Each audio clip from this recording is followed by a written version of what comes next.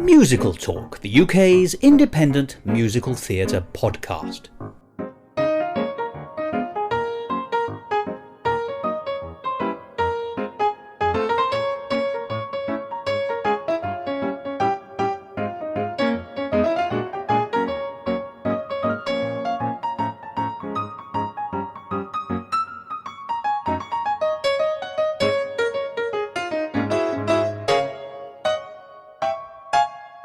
Hello and welcome to another edition of Musical Talk. I'm Thos and I've been wondering if the musical Hadestown is in a theatre which is big enough. After all, it does need 7 circles. And whilst we're on this subject, I suppose I must also be wondering whether if Dante, when writing his Inferno, ever thought about turning it into a musical. If so, do you think he might have called it The 7 Circles of Hello Dolly? Well, that's quite enough of that, but not quite enough of me, because I'm going to change the subject immediately and say, welcome to another edition of Musical Talk, and today we're going to be talking about a show that has an excellent title, and is a show which is rather brilliant and backs up the excellence of that title. I do remember George Stiles saying once, in a conversation, that he thinks shows have to sell themselves. Now, he always gave the example of writing a musical about something like The Three Musketeers. It was something that everyone knows, even if they don't know the detail. But another way of doing it is writing something with a striking name. And that can sometimes sell a show. And that's exactly what happened in this case to me. When I was trying to identify what shows I wanted to see last year, at last year's Edinburgh Festival Fringe, I like to cram as many in as possible, as you probably know, a show title leapt out from the page at me. And that title was Dead Man's Suitcase. Now, even saying it now, to me that's got resonances of Alfred Hitchcock, and mystery, and enigma, and dark humour. And, rather appropriately, all those things turned out to be part of the story that became Dead Man's Suitcase. It was a musical on at the Edinburgh Festival Fringe last year, at the Greenside in Infirmary Street in the Olive Studio, where it ran between the 4th and the 12th of August. Now, I imagine you're thinking, well, you're right, that does sound rather an excellent title. What's the show about? Because it's also very good at being enigmatic. It doesn't really tell you very much at all. Well, Dead Man's Suitcase follows the story of a fed-up obituary writer, an obituary writer who can himself be a bit of a bitch, it has to be said, who, fed up with the caricatures and mundanities that surround his life, decides to fake his own death to pursue his lifelong dream of being a novelist. Struggling to renew his identity and to break from the life he grew to hate, he ultimately realises the negative impact such a choice has had on those he meets, those he leaves behind, and most importantly on himself. It was written by a man called Felix Westcott, and you'll be hearing from him in just a minute. And it first had an amazingly successful run at the Oxford Playhouse before it was taken to Edinburgh in the summer of 2023. Which of course is where I joined the story, because having seen the title and being drawn in by it, I went to see the show and was absolutely delighted. So, as is my wont, when I have seen a show that I particularly like, I try to make contact. And so in just a minute, you'll get a chance to hear the conversation I had with Felix Westcott, as I say, the writer, and for this Edinburgh production, the co-director and the co-producer, and also with Thomas Freeman, who is John, our fed-up obituary writer, in that production. It was wonderful talking to them both, and I hope that you'll agree. And you'll get to hear that in just a minute. But to lead us into that conversation, let's hear one of the songs from the show. Felix has very kindly allowed me to play one of the songs which is sung by John's wife, and really brings home that idea about the impact of his running away on the people he's left behind. This song is called For Once in My Life, from Dead Man's Suitcase.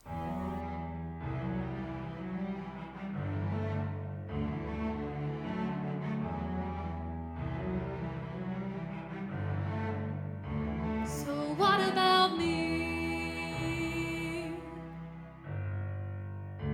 No one ever seems to care for me. No one notices I'm there or sees I'm the only one standing here, always standing here, all alone. Sometimes I feel I've always been alone, and it's like nobody has really known what it's like.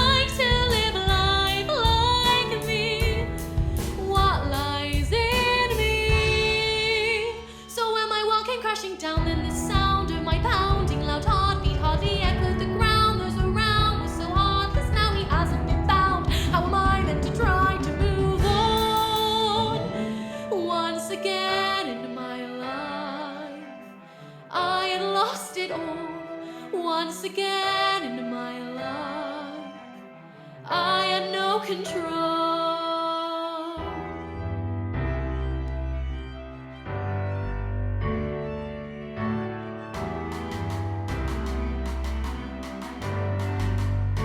So what about him? Now I won't deny I once loved him, and although we'd always fight, I'd find when we talked it would be just fine. We just never had time. Now he's gone,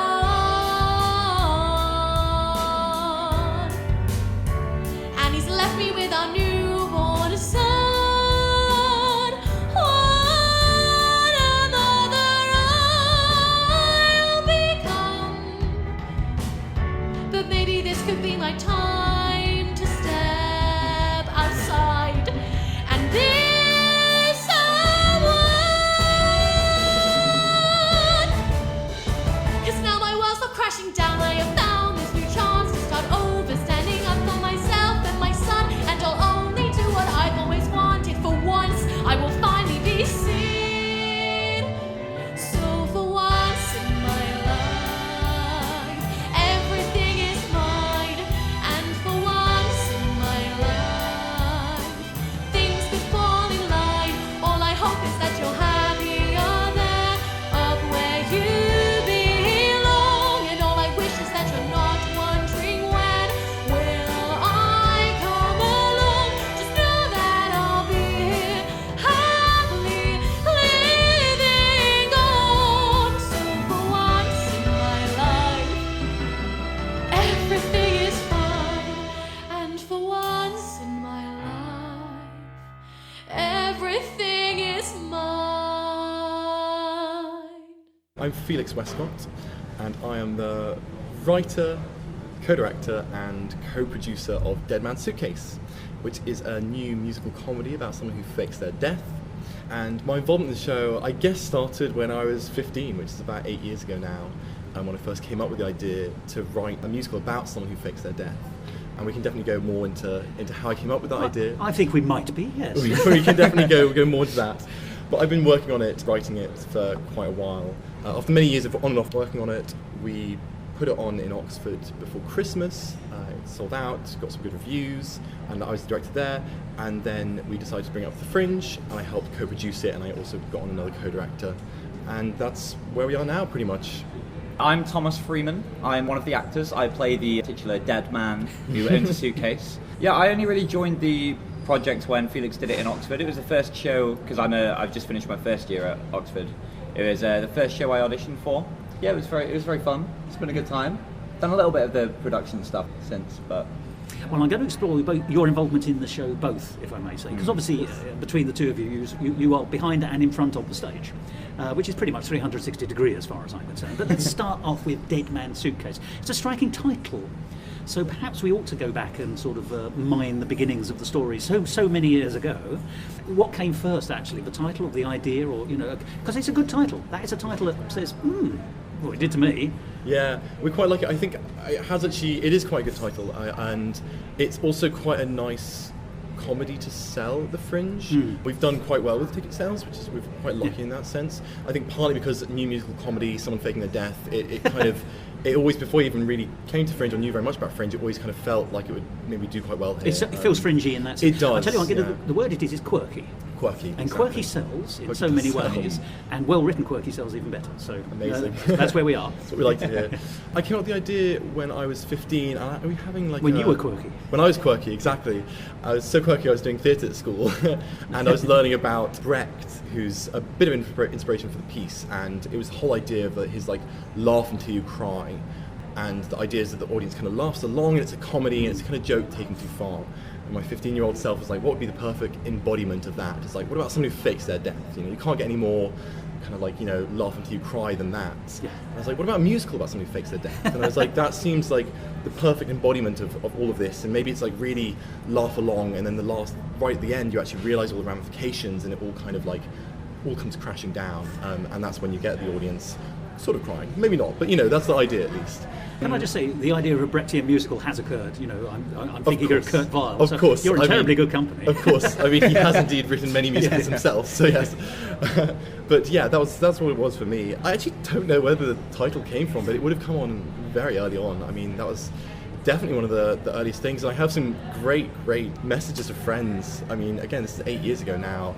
When I was just 15, saying, like, I've got this great idea for a musical, I'm going to write it, it's going to be amazing. I probably didn't even really know what the Fringe was at that stage, but it's so funny to look back at all these things. I've got recordings of me singing some of the songs. Oh, you do? When I was that young, when I was 16, 17, all these sorts of things. And a lot of it was just me during school, just spending time in the music faculty, just writing it. I had to teach myself Sibelius. I am a bit by which you mean the music making yes. program rather than musical the famous composer. Yes. Yes, I was going. This musical. I mean, it's a brilliant musical, and it reminded me of many things in a positive way culturally. But I didn't get Sibelius. No, not Sibelius. Yes, the musical composition software, which is often used and industry standard. Exactly. Yes, and I'm actually not.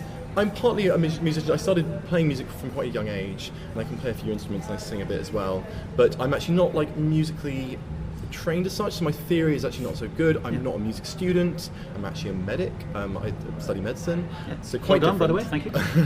On behalf of the nation, we thank you. Thank you very much. So I'm very much not, so versed in theory, and I've actually never done any grades of any sort and things like that. Sometimes that can be freeing, though. Well, that's what I think. But it did mean I have to teach myself a lot of the kind of basics and learn how to write kind of music. And I thankfully got, a few years ago, maybe 3 or 4 years ago now, I got in touch with another music student in my college at Oxford, someone called Declan Molloy, who is the orchestrator for Dead Man's Suitcase. And he kind of took my stuff that I kind of written poorly into this music composition software, and he turned it into real music with proper notation and everything. And he's your Jonathan Tunick exactly. Your Stephen Sondheim. Exactly. He fleshed it all out. And this has been a real labour of love, though, hasn't it, over a long time? I mean, even as you speak, I see the enthusiasm. It has. And it but takes where a were lot. you before? Do you mind me asking? Because obviously, to have an idea for a show and then say, and let's make it a musical and then take it on. You were talking about Brecht, but did you see yourself as a theatrical? I mean, if you don't mind me saying. If you knew, did you know at that time you were also going to be a medic? Because there's this thing in Britain particularly where I think the separation between the arts and the sciences, if you're going down one path, how dare you go down the other is sort of the attitude, or we will make it very difficult. You can do these courses, but we're going to time them at the same time so you can possibly go to all the lessons. Well, you may find some of those themes are echoed in the piece itself. The idea of the life that you should lead versus the one that you want to lead. Following your dreams. So I think actually a lot of it came from then, because when I was writing it at the age of 16, 17, I was applying for medicine, and I did actually have a debate, do I go to drama school or do I actually do medicine? One is a far more stable career than the other. Doctor Theatre, exactly. So that's definitely something that is echoed in the piece, and for me it is, I mean, it's definitely not autobiographical at all, obviously, but the struggle there is still like, should you do what's expected of you, or should you kind of give it all up? And there definitely were times when I was younger where I just wished I could just run away and just write musicals and just join the theatre and all those sorts of things. But I knew I deep down I just couldn't do that, and I think that's kind of reflecting the piece, and the piece is a lot about compromise and trying to do both, and I have always tried to do both, and that's been a big thing for me. Everyone's told me that you can't do both, especially it's some like Oxford where medicine and academia is taken very seriously. Everyone, including tutors, would say you can't really do both, you can't do this much theatre, but every time I've just always kept doing it, and I've always kind of proven them wrong, and I think you can do both if you're dedicated enough, and I aim to keep doing so. The barriers are structural, they're not conceptual, and actually if they're conceptual you can, with difficulty, find a way. You may be able to find a way. I'm not going to pretend that you can, but no, I feel that frustration myself to a degree. I'm a civil servant who loves theatre. Yeah. And here I am, a parasite on creative people such as yourselves. But it's how I keep a finger in the pie, as it were. Yeah, so. And it's fun as well. I mean, I love it. Yes. I wouldn't want to be doing anything else. And it really helps keep me sane in both the, in the medical side as well. It's a great break. And I would just say even, over the years, there are so many people who are trained as, particularly as, in the world of medicine, who have then gone into careers in show business. Yeah. Either in sort of the cabaret market, like Instant Sunshine, who probably you won't know, but they were a 4-person cabaret act who ran for about 30 years, and they're all trained as doctors and were doctors.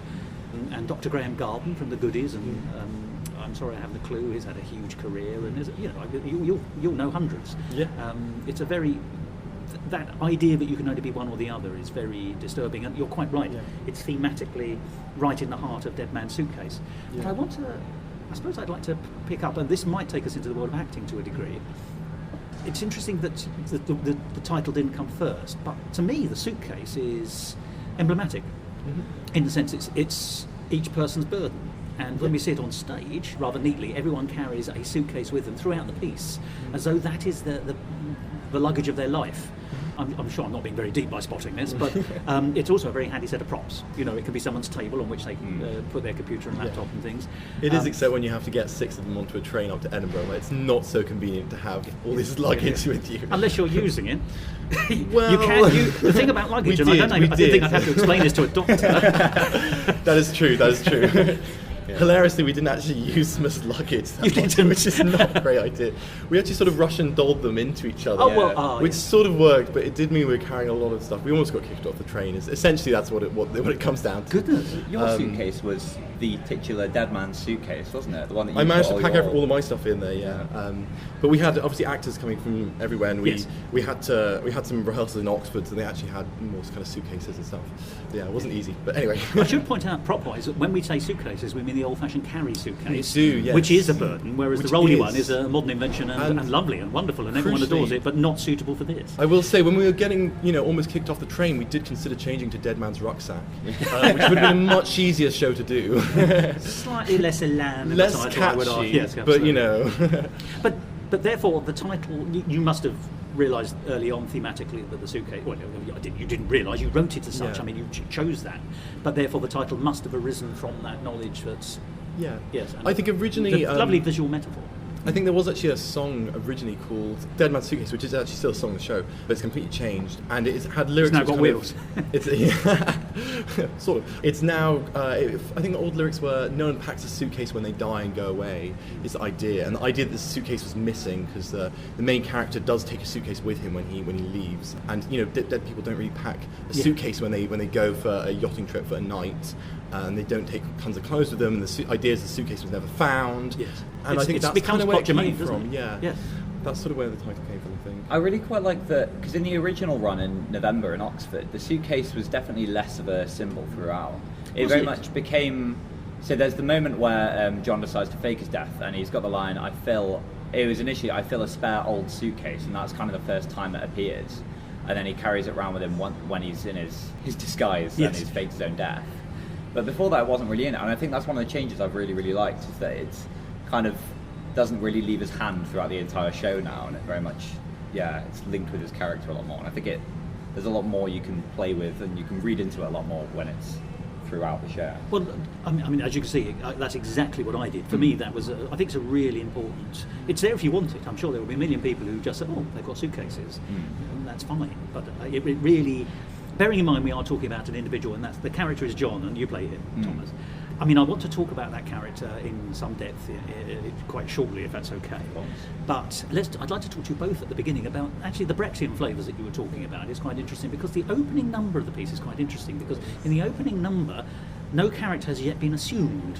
We have 4 actors, and you're singing an introductory song, as it were. And during the course of that song, with suitcases, you, John, are sort of picked out, and I was going to use the word smothered. I don't know if that's the right word, but you put on what might be called workaday uniform, by which I mean a shirt and a sweater, and that gives you an office environment, whereas everyone else is still in their black t-shirt and trousers. So you have emerged, if you like, from the murky world of theatrical possibility.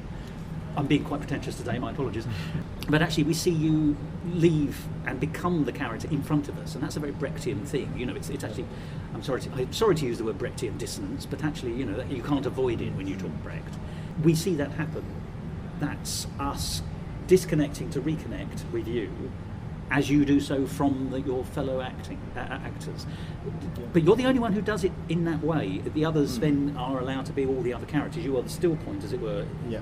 Even though you're the dynamic, oddly, but you're the still point around which all the other actors perform multiple characters. That puts you in a very interesting situation. Yeah, I really. Would you care to elaborate? I suppose, yes.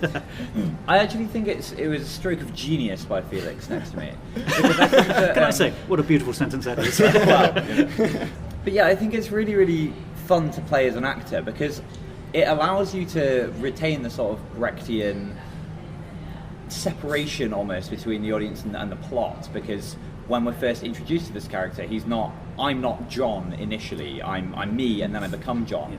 And so then the audience is aware that this is a story that we're telling. You don't immediately get lost in the world. But in the same way, you don't also get continually separated from the world of the show. And I think it's a really nice way of, paradoxically, simultaneously separating you and allowing you to see the message objectively, whilst also allowing you to become somewhat immersed in the storyline and the world of the characters. It is push me, pull you in that sense, Yeah. isn't it? It is, Yes, yeah. absolutely. It's a dynamic forces somehow creating something which shouldn't work, Yeah. and which coheres. We wanted to use the technique of alienation as well. Yeah. It did in work, I that, loved it. obviously, all of the other characters are complete kind of absurdist caricatures. Yes. And I think that's ultimately what drives it in the first kind of half or so, and what makes the audience sympathise with someone who's actually quite unlikable as a character, as in the main Yes. character John, because we see all of this through his eyes, and through his eyes, these are all absurdist caricatures, and you can't really understand why anyone could live in this world. To an extent, I was also quite inspired by Berkoff's The Trial, which right. has similar sort of vibes. Yeah. I did a production of that at school as well at the time I was writing this. And again, it's the idea one person, who could be anyone, is picked out amongst a crowd of actors or other people, and they're kind of chosen to be the kind of victim, as it were, and everyone around them suddenly becomes caricatures. And that's something I really like. Actually, another point about the Brechtian thing is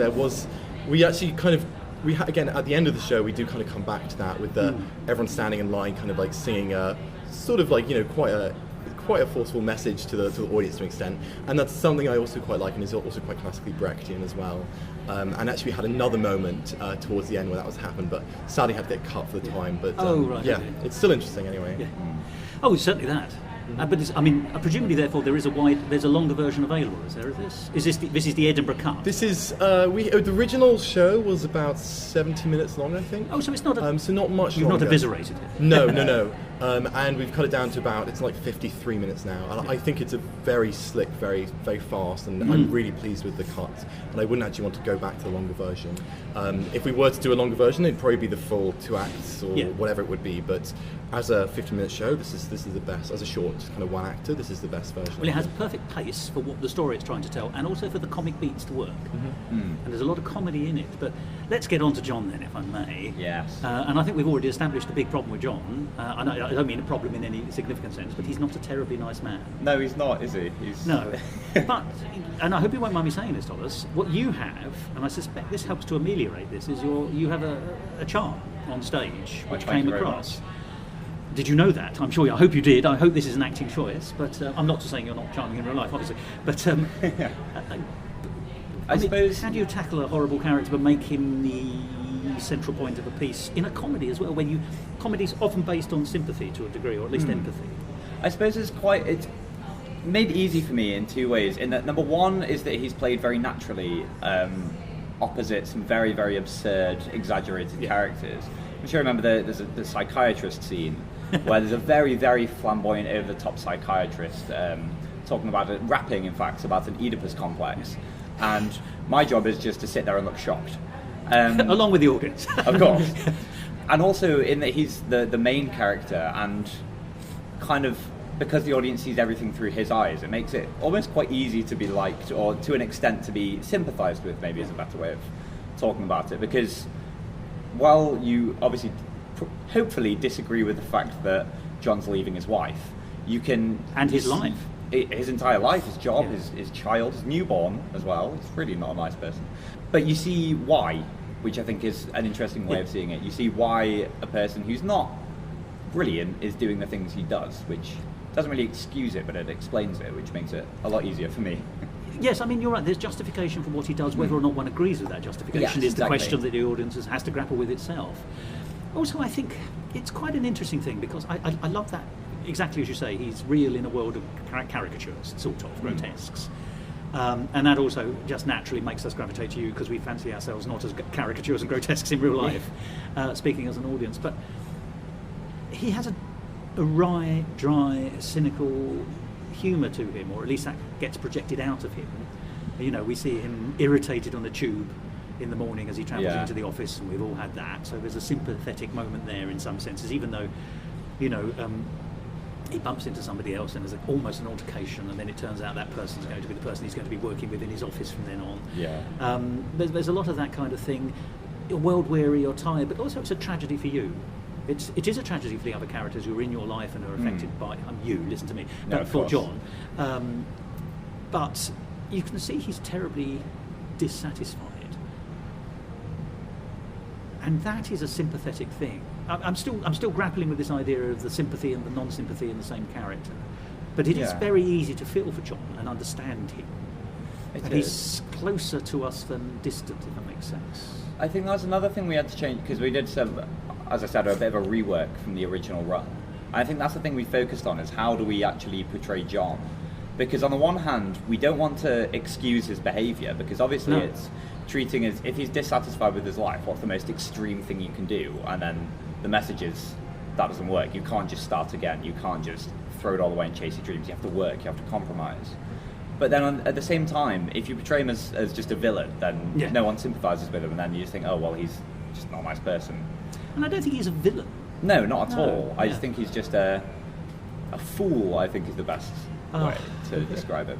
There's very much... There lies the human sympathy. Because Indeed. we've all been one of them. There's very much easier things he could have done. He could have just spoken to his wife about his issues. He could have changed his job without having to fake his own death. You know, there's definitely things he could have done instead of throwing all of his life away and trying to start again and ultimately failing. Well, it's a play in three parts in some sense, or three stages, isn't it? Without giving the story away, we've got the establishing part, which is the normal life in which he is dissatisfied, and we meet the people he works with and the people he knows and the people he lives with and his family. And then there's stage two, when the faking of the death, which we've discussed already, takes place, and we see him in that stage. And then there's this third stage, which may or may not be redemptive, but if you like, brings us to the finale of the show and then on to that last song that we were talking about. Now, we don't want to reveal the story here, because this may be going on somewhere and other people may get to see it, and we don't want to ruin the story arc. But suffice to say, all the characters actually live at the end and then can move on. Have you ever thought about where they are the moment the play stops? Because that's always an interesting exercise, and you may not want to reveal that, but As in, once the show stops? Or, Yeah. Yes, we talked about it quite a bit, actually. And to be quite honest, we're not entirely sure. We have a few ideas, but it's very tricky. Faking... No, it's not really done that often. People don't really fake their death very often, so it's hard to really look for other examples and see what's happened. Yes. There are historical examples, but... John Stonehouse is probably the most famous. And, Yes, there's been a few. There was a big drama about that only earlier this year. Yes, exactly. There Former have MP. been a few. There have been a few. I should say the Fall and Rise of Reginald Perrin is Yes, also... that's one that comes up a bit. Yes, Yes, exactly. yeah, David definitely. Nobbs' books and television programme. Yeah, Because exactly. it's such an enticing concept, though, isn't it? It is, And yeah. this is nothing like that, but it's... No, But no, there are definitely flavours, not. obviously, from other... Yeah. We actually found... we did find there's a historical maverick who did actually fake his death. I can't remember, it's the 1700s, I think. Oh, right. He did actually fake his death. He went to his own funeral to see how sad his friends and family were at his death. He was a narcissist, I'm He guessing. was very much a narcissist. And then when they weren't sad enough, he jumped out. Was like, why? He started confronting his wife and his family about why they weren't sad enough that he had died. I think the answer to that is, that's why. Yes, exactly. I agree. But yeah, no, it's a really tricky question. I have no idea. I doubt there'll be a sequel, but it could be an interesting sequel, to be fair. But if there was, that If there would was, be it interesting. would yeah. actually be an interesting sequel. Do you think John learns? I think he definitely learns, but it's whether or not he does enough to warrant getting back his old life, which I think is, a very, very difficult question to ask. And we did discuss it we had long character discussions with the actors who played my wife and my my best friend Paul, and where they kind of stand at the end of the show. And the short answer is we don't really know. But it's definitely, we were all kind of agreed that it doesn't go back to normal. It can't, because they have been damaged by it. Exactly. But also, in some sense as well, maybe perhaps enhanced. Their ability to move on, perhaps in a different direction, does suggest that the journey of the directions of travel for all the characters is in fact more like a fan in different directions rather than back to some kind of central. I would argue.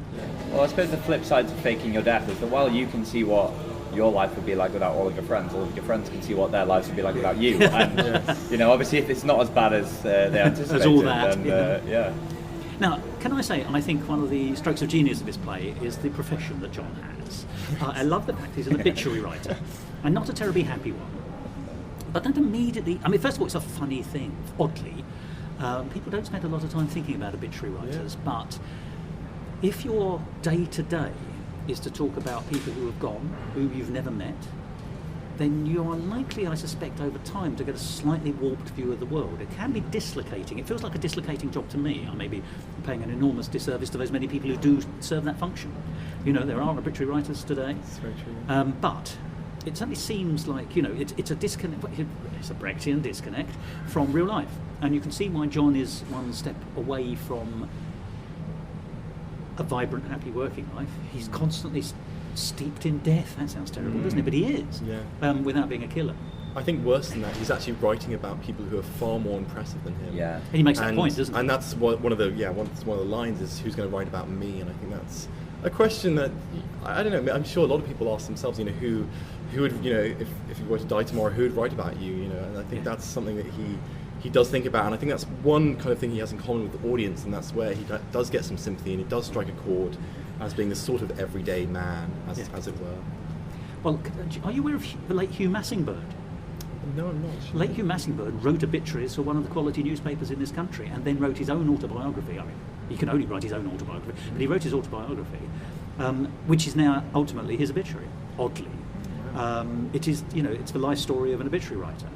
I mean, he did more than just write obituaries, but that was his principal stock in trade. He was involved in the early days of Private Eye and things like that as well. So, you know, and as is traditional in this country, came from a good family, and therefore there will be family anecdotes. But essentially, an obituary writer who had to write his own obituary through his autobiography. Yeah.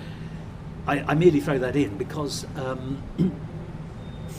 he's the most famous obituary writer I know. Yes. Of a field of possibly one of people. He's the only one I can name. Yeah.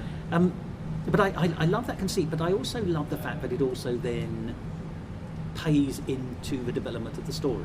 Because when John decides to fake his own death, he also does write his own obituary. He does and he indeed. writes it in the beautiful, world-weary, jaded kind of person that John is, which is, would you care to say? The obituary? Yeah. Yes, it's just the words, man dies. Now, that is in itself hilarious, I think, and I enjoyed that moment terribly. I also love the fact that those simple two words, along with the suitcase and things like that, lead enough suspicion to people to think, is this man actually dead? You know, it actually becomes his unravelling, Yes, that is true. or at least contributes to it. It's an odd obituary, to be fair. But yes. It is, but also, actually, it is the little man obituary, isn't it? It is, yeah. And ultimately, it will be all of our obituaries at Yes, one level. yeah, to an extent, yeah. Well, What do you mean, to some extent? Yeah, no, I agree. I mean, I see the end of immortality things. beckoning, but it will only be in terms of culture. I'm afraid your physical.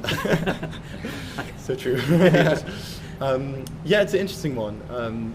It is, I guess, at the end of the day, that is what, all obituaries are, is that a man dies.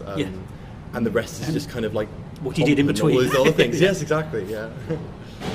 So, what clues did you take from the text to sort of flesh out John as a character? I think that there's definitely a degree of, I suppose, humour in the character, in that he does write his own obituary saying man dies. I mean, it's quite showy-offy in a way. You know, he can't just fake his own death. He can't actually just disappear. He needs to make it a joke. He needs to... And I think that's definitely a part of him. He's got a lot of kind of quippy, sarcastic lines throughout. It's dark humour in him. Yeah, isn't it? definitely. To reflect his sort of dark. He's a slightly broody kind of a man, isn't he? He is quite broody, yeah. And I think in this run, I tried to make him a bit lighter because I think I overdid the broody stuff initially. Well, it adds to the charm. Yes, exactly. Because it helps if he's more likeable and more relatable. But yes, I think he's very much a broody character, but I think he's definitely got some wit to him. And I think one of the things we chatted about when we were developing the characters and the kind of backstories that they had before the fact of the play was that he used to be a lot more fun. And I think that's one of the things he misses in life, is it's not very fun anymore. He just goes to work, he then goes home and he's tired and he has to cook dinner, which isn't actually a very big deal. But in the show, for him, it's a very big deal. He doesn't like doing that. He feels a bit of a martyr, doesn't he, sometimes? Yes, Perhaps he does. he's not been martyred quite as badly as he thinks he has been. No, not at all. So true. But I do think he misses that kind of fun. And so I think that very much shows when he does fake his own death, that it needs to be quite dramatic. There needs to be a storm. There needs to be his own obituary. It needs to be quite, gothic in a way, when in reality he could have just disappeared. Yes, he could have just slipped away in a way, couldn't he? But Yes. yeah, not him. It needs to be more fun. And I think that was very much a easy thing to play with, that he's a man who wants his life to be quite loud and quite fun, but kind of can't because of the situation he's in. But that's also a metaphor, isn't it, for lost youth often? Because, let me tell you, young people, as an old man, it is more fun when you're young. I'm sorry to tell you that. I did. Yes, quite. Write that down and look at it later. But it is, yes, he's, I think the moment I was most touched by, funnily enough, is his realisation in the first act, shall we say, when he's still in his normal life, that he did once love his wife. And that he no longer loves his wife, i.e. he and his wife are in a loveless marriage, and you can see it. They've got a child, and there's a sense that that's what's partly become between them, oddly, and that's a terribly sad thing, although a very common occurrence. I thought that was the most moving thing in the whole thing, including later on as it develops. I was actually oddly touched by this, but I thought that was the recognition of lost fun, of lost youth, of lost something. Yeah, we did talk about that because I think these two characters do love each other to an extent. There is there's definitely love lost between them. There's a lack of communication. I think they're both going through different things and they're not talking about it. So yes. We always saw that the kind of breakdown of that relationship was a lack of communication due to the circumstances that they were each going through and not really saying anything about. Oddly, it's a breaking apart rather than a breaking down, I would argue. Yes, and yeah. Apart has that kind of sense of distance. Yes, definitely, yeah. But it wasn't, there wasn't a massive fallout. It's just kind of drifting apart. Nothing that couldn't be resolved by actually just, talking about or, even going to couples therapy, whatever it is. But yeah, it's definitely interesting. I think that what was quite nice that developed as well is that both people in the marriage kind of seem to be in the wrong position. If they'd switched roles, I feel like it would have helped a lot more. Because Mary, his wife, is very much really wants a career and wants to have this world in business, investment banking. It became, whereas she's stuck at home. Good money.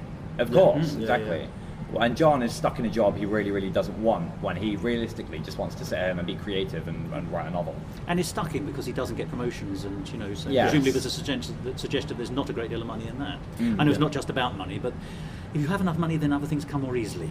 Definitely. Said Thos to the two people in creative lives. We'll see. Yeah. But yes, no, I guess to that extent it is kind of a subversion of the normal family roles in that sense.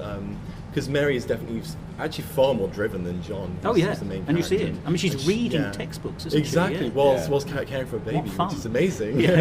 And John just couldn't care less about anything, to be honest. Would probably love to just sit at home and write and spend the whole time with the baby. So maybe that is like one solution, if there ever was a solution to the play or anything like that. Who knows? Well, and this one, I think, oddly, that reflects us back to John again, if you don't mind this sort of introspection about the characters. But John appears to me a man who can make short-term plans but can't see long-term plans, because he's able to affect his own escape and death, but he can't see the consequences. Yes. And there's a lot of that. You're right. In his home life, they could at least try it for 6 months to see if it worked, the swapping of roles. But that would be a long-term change ultimately. He can't see those, but he can do. He's good in the short, but not in the long term, and that's what undoes him. We actually discussed this jolly beforehand. That was, very astute of you. Because no. Well, to be honest, I used all the clues that you both gave me in the text and on the stage. So. Yes, I mean, I suppose it is quite impressive. While his plan isn't foolproof, you do see on stage, in the space of about 3.5 seconds, he comes up with a relatively tight plan to fake their death, to disappear pretty instantly, with only a couple slip-ups in the case of a missing suitcase and writing his own obituary that kind of become his downfall. But even so, he seems somewhat of a genius in that sense, but also he can't think ahead. So when he's having his conversation with his wife at the start, he says, "Oh, why don't we go away together?" She's like, "We just can't afford that." I'm like, "Oh, well, we'll just go out for a meal." It's like, we don't have time. Like, John, you're in the same situation as I am. But he just, I think he likes to make plans in his head, but he just doesn't really think through the whole thing, which is very fun to play with as an actor. Well, it's all about the outcome of fun without the wherewithal of how to make that sustainable. Exactly. Yeah. He's not a sustainable fun man, he's a short-term fun man. Yes. Yeah, definitely. Well, I mean, forgive me, it is actually, we made a joke about it a minute ago, but these things do come across, and they come across because I saw it on the stage and it was in the text. Forgive me, you've got a good fusion, and this conversation for me is fabulous because you're able to give me these answers immediately because you've discussed them. This is a sign of craft, and forgive me, this is quality stuff. if you don't mind me saying so. That's very kind. No, but it is because I've spoken to people over the years, and sometimes you say, and tell me about your character, and they go, well, he's an accountant. Anything else? No. Ooh, right, moving on, or whatever. But I think we should talk about the fact it's a musical. It is, yes. Now that's another layer, because this could it is very successful in its own right, but it could easily be a comic tragic play, or a comedy. It could be, It doesn't need to be a musical. Yeah. It is a musical. It's terribly good as a musical. You said quite early on that you thought, quite early on in its gestation, you thought, let's make it a musical. Yeah. So first of all, why? And then the difficult steps of making it a musical. So hard.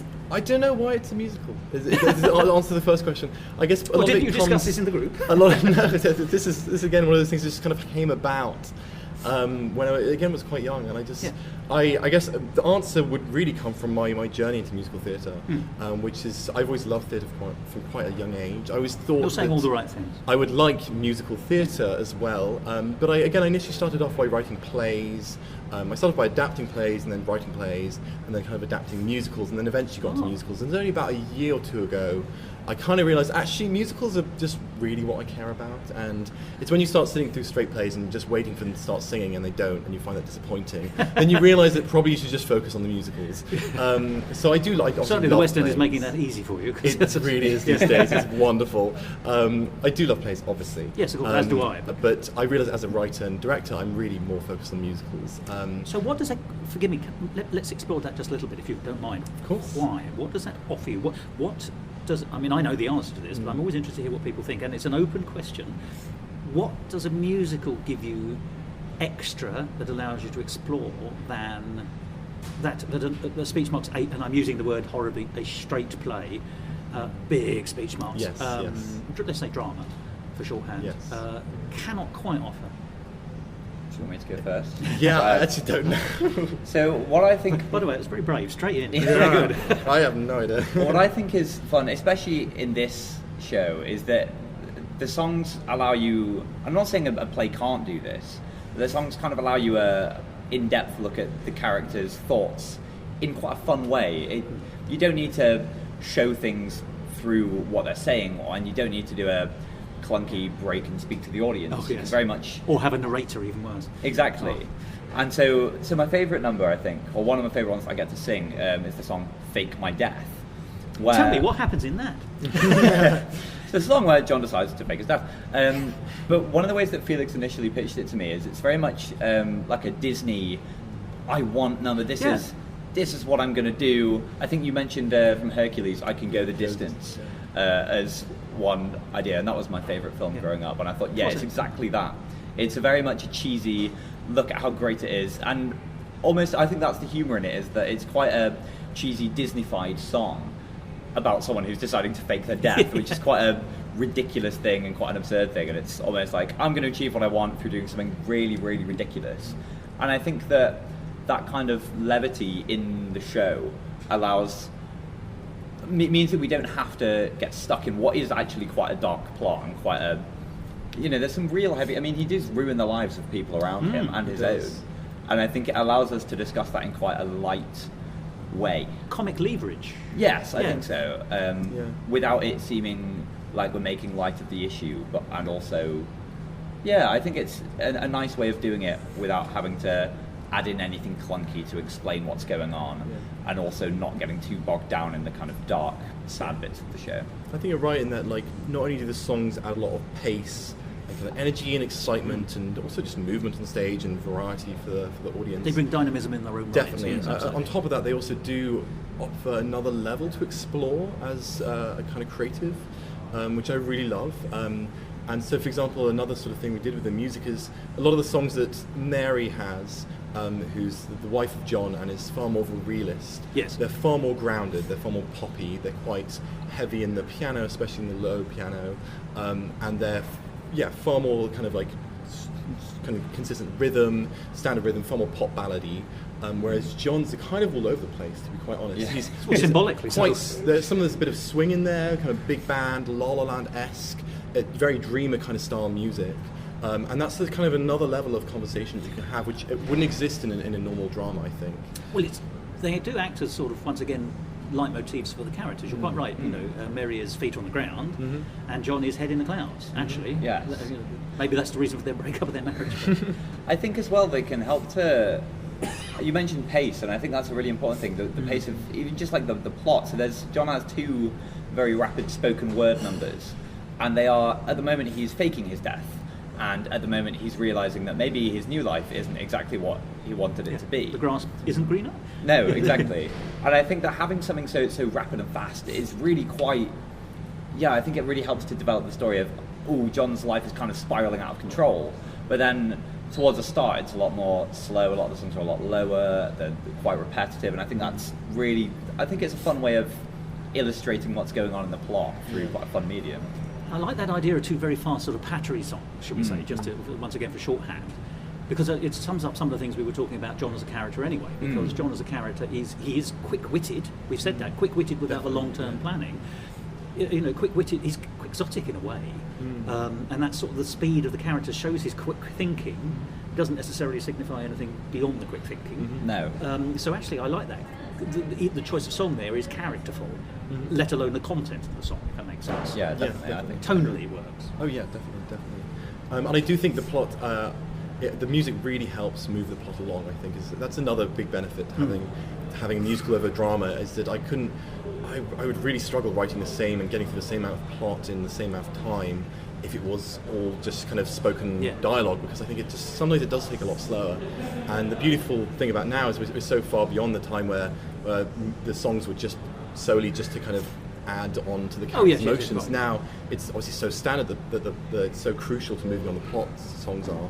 And I think that's something definitely we use, and with spoken word especially, we get through a huge amount of plot in quite a short amount of time. It's a way of info dumping, isn't it? Exactly, actually, in a way that isn't painful or dull. That's something we've just seen a lot more in musical theatre. I mean, Hamilton is obviously a perfect example, but there's many others as well.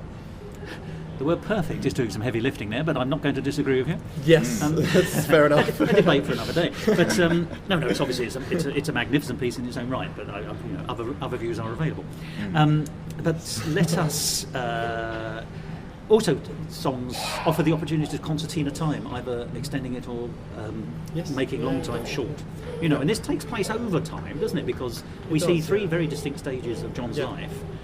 And if we had to do that either in real time or with sort of clunky scene breaks, that would be less palatable for the audience. For the first half, we have a lot of kind of montage stuff happening, where we have a lot of kind of scenes flowing into each other, and the music really helps kind of guide that along. And then it does kind of slow down a little bit towards the end, and we have a bit. Well, it becomes more reflective as it goes on anyway. It does, as does John. You know, once again, we're reflecting John's journey. I think John he has the need to be reflective foist on him almost. Yes, and I think going back to the music, I think it definitely reflects that, because he's got at the start once again some quite slow songs. They're not really slow; they're just quite marching, similar kind of very repetitive, quite very fun. But and then it kind of climaxes to this big dramatic scenes where he's belting out this Disney number. He's doing some pattery songs, but then at the end he's got 2 quite balladic, slower, more reflective songs, and they really, I think that's a very fun thing to do as an actor, is to be able to take a minute and kind of slow down, as John's very much a fast-paced character throughout, and then it's this moment where everything kind of stops and he's like, oh, and then he has this whole number where you realise that, and that's very, very fun to do. I will say we were very lucky to have Tom, because it's not easy, some of the stuff. We do a lot of physical theatre as well, throughout a lot of the songs, especially at the climax, and doing that along with all this kind of patter spoken word stuff is incredibly difficult in terms of physically demanding, doing all this physical theatre as well as sort of rapping or doing spoken word at actually really quite a fast pace. And retaining diction. As far as possible, which is and really you've managed hard. that perfectly. Really Thank you very much. We're very lucky. Thank you very much. It's very kind of you to say. The hardest part was wearing the 4 layers throughout that song in a very small studio. Yes. But we did have a rather large fan in the corner. We were all fans. What do you mean? Of course. I'm going to pay you the compliment, Thomas, if I may, of saying this is going to sound perhaps creepy if it was taken out of context. You have very expressive eyes. Thank you. And they're very large for the audio listener. Well, I suppose it is handy to describe them, but actually they're expressive, and particularly in that last scene, which I'm not going to describe except to say that the emotion that you were displaying was displayed, I thought, terribly well, terribly gently, actually, and that was the secret of it for me. There was, you're a reactive character essentially towards the end, and I thought that your facial expressions, led by your eyes, you know what I mean. Yes, of course. Really worked in that context. Thank you very much. And that ability to emote and express, but in a light, gentle, non-heavy way, is quite often lost. Yeah, no, you've brought out some amazing kind of looks at the audience throughout the whole piece. Almost because it's Tim from the Office. Tim from the Office. Yeah, I was inspired by that sort of thing. Oh, there was good eyebrow work. Yes. Definitely good eyebrow work. But it works really well because of the whole kind of Brechtian setup we have at the beginning. You can actually have direct contact with the audience. You can have shrugs and little moments where you're kind of like almost acknowledging them a bit, and it's really nice. Or the emotion that you're feeling is so clearly what we're feeling at the same time, exactly. in response to grand character X Yes. performing here. Exactly. I should briefly say, but I thought your other actors were marvellous, and they do play quite often bigger-than-life characters. The actor who plays the principal other male characters has a beautiful way about him, and good comic chops. And your wife gets that desperation, actually, I think. There's a kind of desperation in her that comes very good across. at that, yes. And obviously you have the office cat, shall we say, an office rival Yes. who who's very much kind of, I'm better than you. And the priest, of course, as well. I had forgotten. Which is another great scene. Priest who moonlights as a stand-up comedian. So Yeah, and why gist of not? it. Why not? Why not? Side hustle, I suppose. I like the flavours that all gave, but it does ultimately come down to the John character being not the still point, but being the central point. And Yes, there's such a definitely. responsibility on you. Can I ask, what was, it's interesting to me that you said this is your first year at university, but do you have a theatrical background, amateur or professional before? Amateur, in your yes. previous life? Yes, amateur, yeah. I did. I was always in all the school plays. There were a few other Amdram stuff and things in Sheffield that I did. I actually went to school with the actor who played my best friend. Oh, really? So we've been working together for many years, which made it a lot... Just a method. Of course. Which Chemistry. So yes. makes it a lot easier to do a lot of the scenes when I know him very, very well. But it does, doesn't it? Because it gives you a shorthand in It does being able work to... well. Because presumably, I'm guessing that actor is able to, not improvise, but able to push the envelope of performance each night in a slightly Yes. different way? Yes. But yeah, so a lot of the comic jabs that have developed over this run have either appeared in the last week of rehearsals or within the run itself, of just one of us happening to do something different on one night that's really quite funny, and then it's like, oh yeah, well, we'll add that in, and then In the it odd goes, lines yeah. can add in. But that collaborative nature of performance is half the joy, isn't It's it? so Definitely. important. Yeah. It's so important to get everyone in the same room. I mean, that's why we did this boot camp, as it were, beforehand. It's because you can't do this sort of thing in like an hour or two. No. A part of the kind of, a lot of it honestly comes out of the delirium of spending so many hours in a rehearsal room, and then someone doing something funny, and then that actually makes it into the final performance, and that's where the beautiful moments come out, I think. It's life, isn't it? It adds life. Exactly. I think we're very privileged as well to have done a run in November, Yeah. and then have been working on this run, or very, here and there, but since that period, and we've all, stayed close throughout that time. Yes. So we've definitely all grown very close as a company, which I think it does translate onto stage itself, but also allows a lot of just fun things to happen in the rehearsal room, which then, find their way onto stage themselves. The scene where John's new colleague, Yes. you mentioned where he's on the bus, and then it turns out he's actually in there, was really just 2 lines of dialogue that in the rehearsal space we really stretched out, because, we thought, oh, this could be funny, and so I think we're really, really privileged. No, Tour no, de force almost. Yeah. None of that was planned when we first Was it wrote not? it. No. No. That whole little bit, as it were, was entirely the work of Chris, the other male actor. Yeah. Just riffing off those kind of 2 lines and doing a whole bit around it, and it's amazing. It's one of the great bits of physical comedy. Collaborative mushrooming of Exactly. of comedy, but comedy that serves. Yes. Because it still serves the narrative, and that's Oh, still, definitely. it's not indulgent. No. It can. Fun enough. I mean, sometimes this kind of play where someone's one character and the others are playing lots can. You can overplay it and get laughs, but you can overplay it, if that makes any kind of sense, and actually stop serving the text, and it becomes self-indulgent. I've seen that, and I didn't get that at all here. Everything the heightened performances were exactly the right height, if that makes sense, I would have argued. It's impressive because some of them are quite heightened, but that's in a good way. But there's scope for that. But Yes. but I mean, it doesn't teeter into look at me. It doesn't pull focus. It doesn't. It just doesn't. It doesn't overwhelm, which can be a danger. But it wasn't. I didn't get that. Thank you That's very great much. to hear. Yeah, Yeah, that's it's always nice. Yeah. So, I want to ask 2 or 3 different questions about highlights. Well, actually, right. Let's start. Let's go back to the narrative briefly. Were there any paths that you didn't go down? That things you started exploring, which then actually ultimately didn't make the grade. There's definitely been a few songs which have been cut. That's for sure. There was Do one you write song. your own songs, by the way? Yes, so I wrote all of the. Yeah, all the yes. music, So you don't just write the book; you write the music and the music lyrics. and the lyrics, yes. Goodness Yeah, me, yeah. I'm So it's frighteningly talented. And does a it's medicine all, degree. yes. Yeah. Very annoying. Yeah, to the capacity of some people. Indeed, I mean, indeed, intellectually. Yeah, very kind. No, again, I did write the music, and I have a very great orchestrator who then orchestrates it. You did for mention, me. of course, but yes. But the actual melodies, the chords, and the lyrics and everything, that's all stuff I've come up with. But we were talking about paths not travelled, and you were talking about a couple of songs there's, that may there's a few have. songs that were cut. Quite a fun one between John after he's faked his death and Mary, who's the wife, and they're both kind of separately getting ready for this big date that they have once they kind of re-meet and things, which is quite exciting. But that was great, but it wasn't amazingly standout. There was another song that also got cut about him deciding different ways of faking his death. Which I think I only told you about recently, actually. But there was originally going to be a whole song. I don't think I even wrote it really fully about him deciding which ways would be best to fake his death. But that almost got a bit too dark, I think, and it almost kind of trotted the line a little bit. So I decided to maybe. And now it's steer the only away from thing that. Thomas and I want to know about. Yes, exactly. I can't even remember exactly how it went, but it probably would have been quite a dark kind of comic song. So Do you know there's a parallel, funnily enough, with Stephen Sondheim?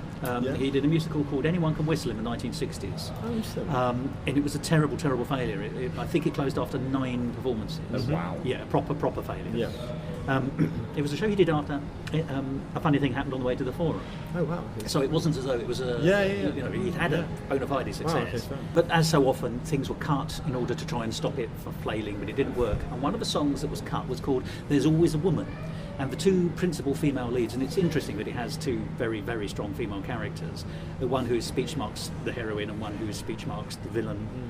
But in that song, There's Always a Woman, they are in a duet where they're pretending to like each other whilst in asides talking about the many, many ways they would kill the other person.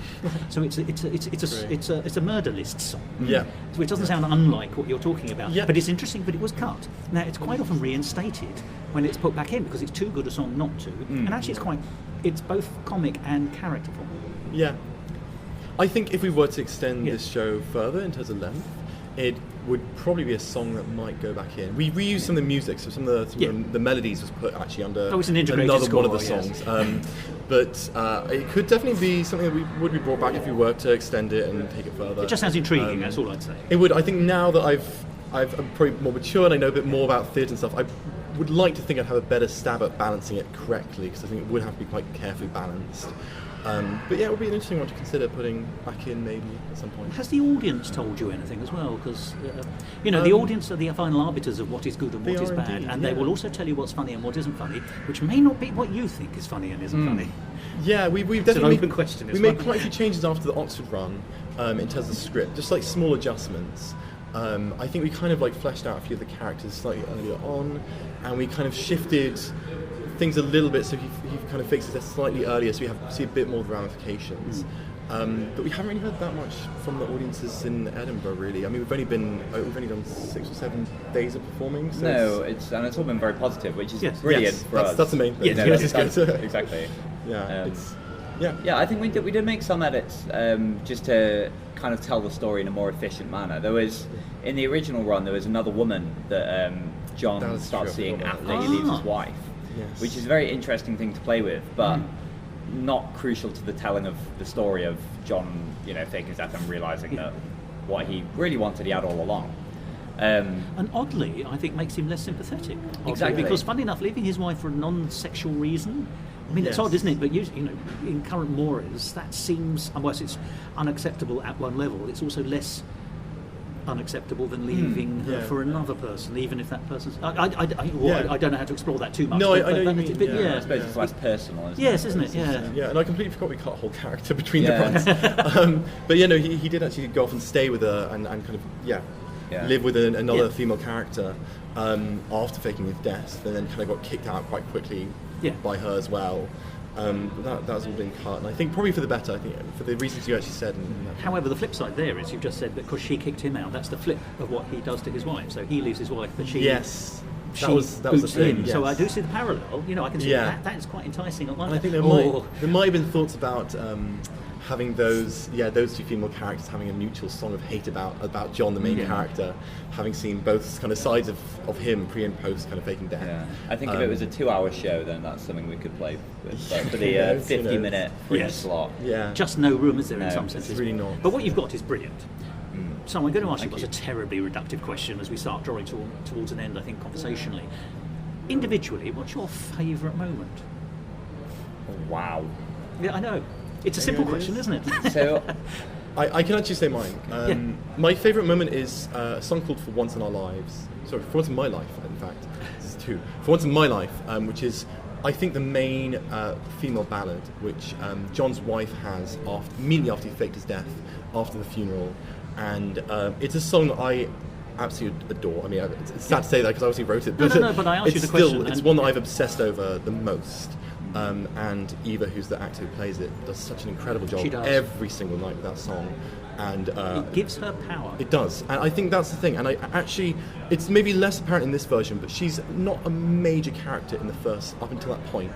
But the whole purpose of that song is the idea that she hasn't been seen, and that's not just by John, but it's also by the audience, and that she's been kind of overshadowed by this other bigger main character who's really making a big song and dance over his kind of fairly normal life, to be honest.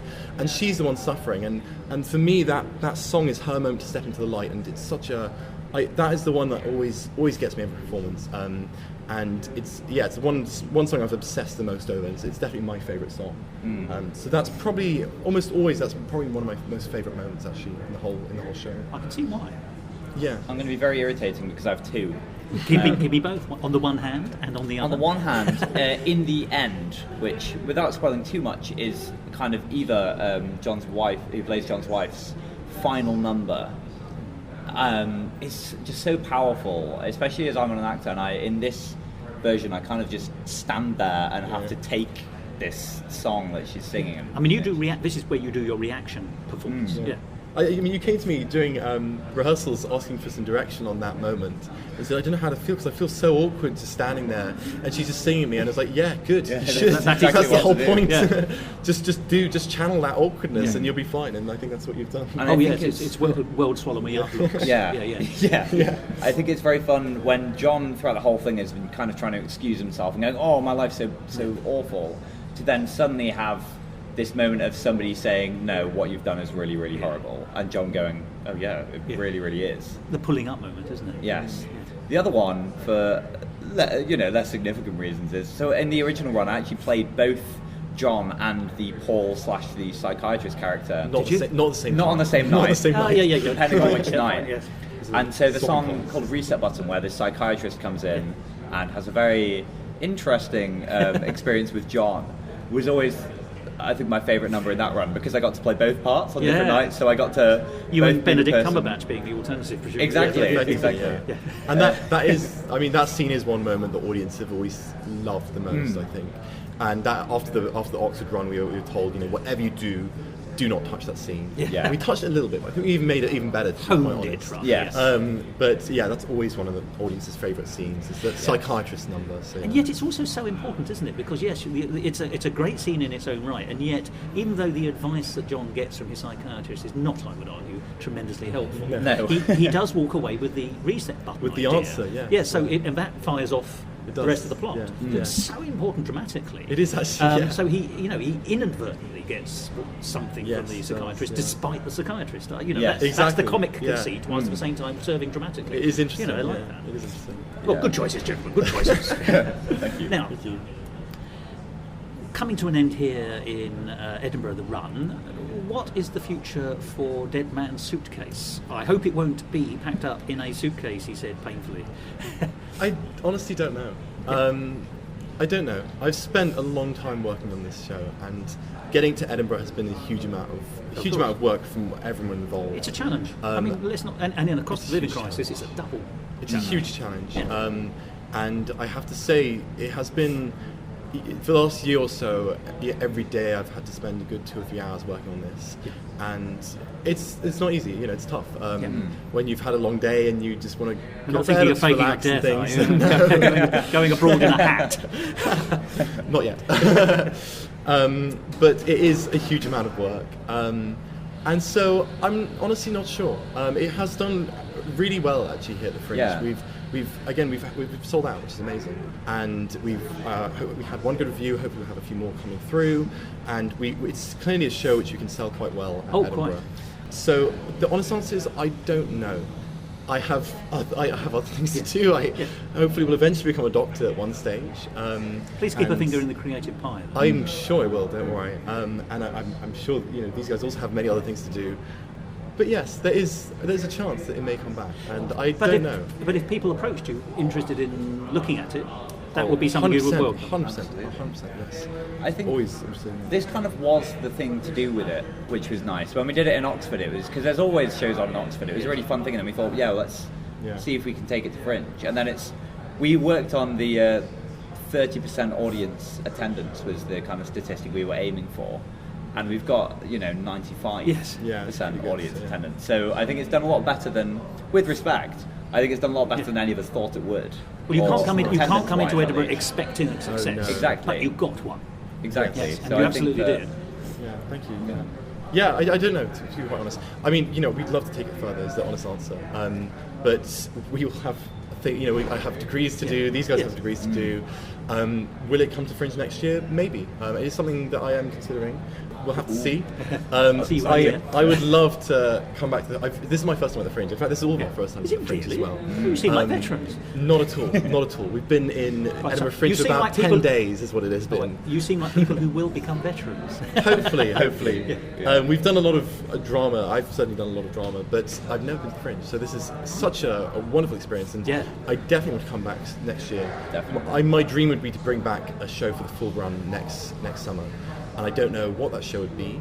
I don't know whether it be this show or another show or maybe 2 shows. Here's a man who's got boundless energy. Well, I really don't know. Maybe I'll just come back for the fun and just watch things. I really have no idea.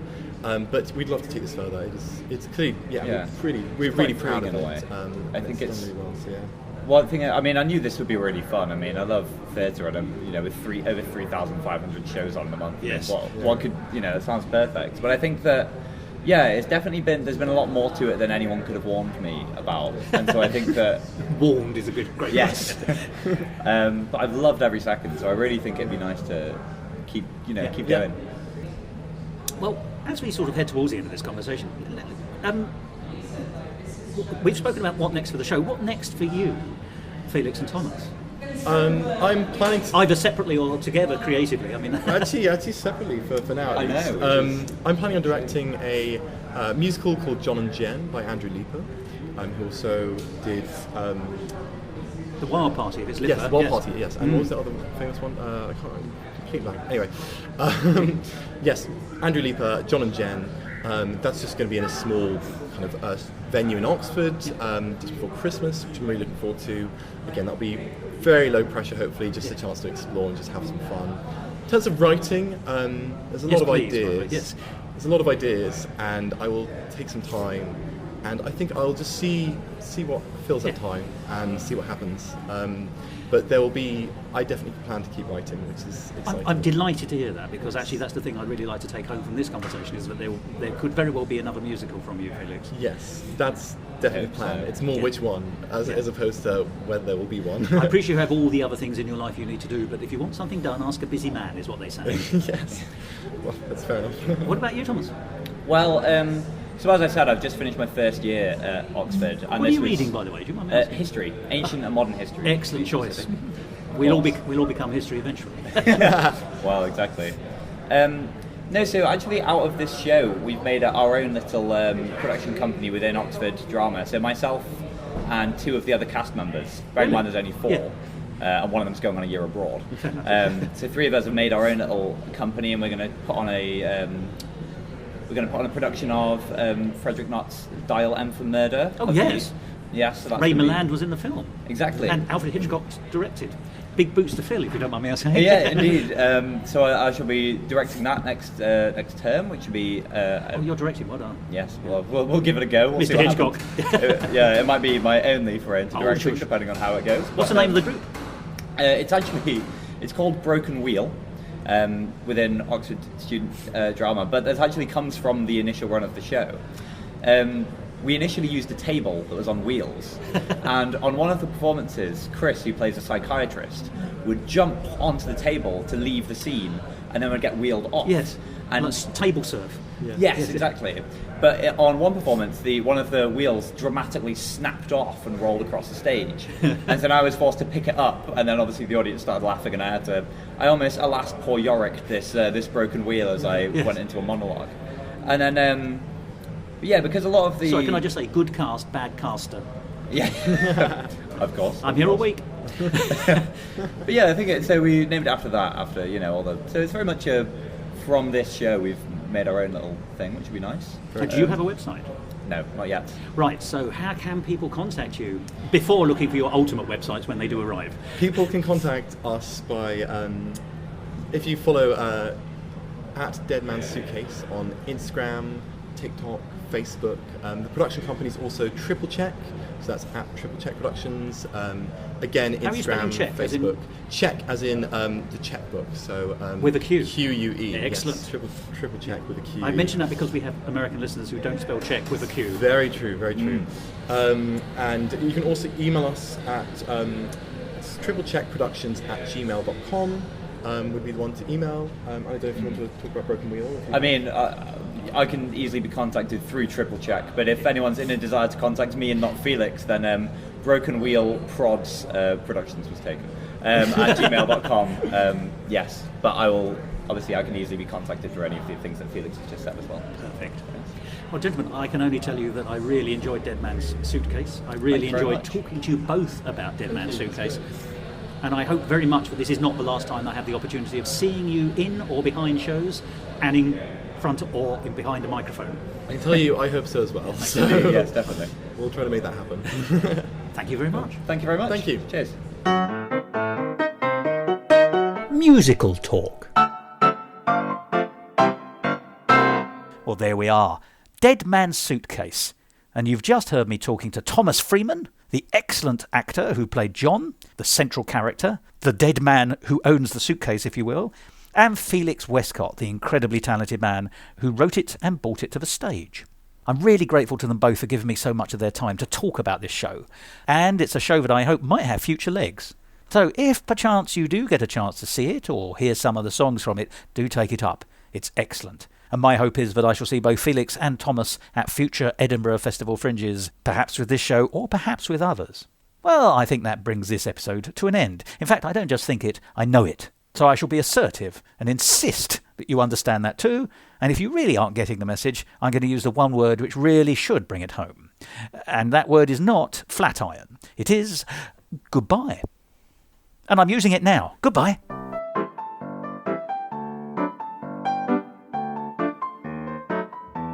This episode of Musical Talk, edited and presented by Thos Ribbits. Copyright Musical Talk 2024, except for the song, which remains the copyright of the creators, and I'm very grateful to Felix for allowing me to play it in this episode.